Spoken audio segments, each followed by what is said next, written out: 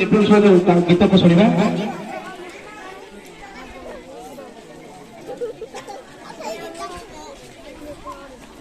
ନା ବାଧା ରହିବ ନା ବନ୍ଧନ ଥିବ ଆମ ପଢ଼ା ଲେଖାରେ କିଏ ହେବ ଆଉ ନଥିବ ପ୍ରଶ୍ନ ଆମ ଭାଷା ଉପରେ ଜୀବନ ବାଟରେ ସ୍ୱପ୍ନ ଧରିବ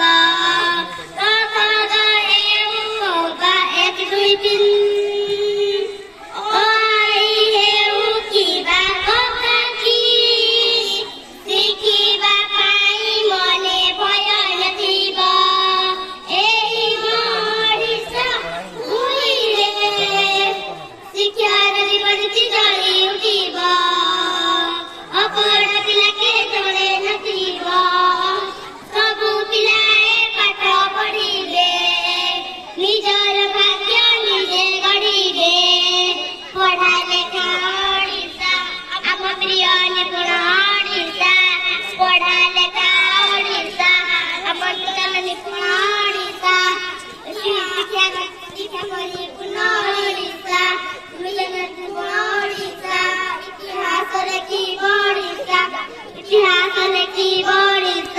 ନିପୁଣ ଓଡ଼ିଶାର ସ୍ୱପ୍ନ ଭାବନା ସବୁ ପିଲାଏ ଶିଖିବେ ଭାଷା ଗଣନା।